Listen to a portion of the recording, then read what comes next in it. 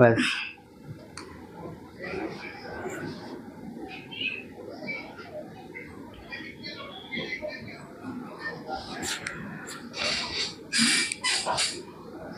Tight नाही.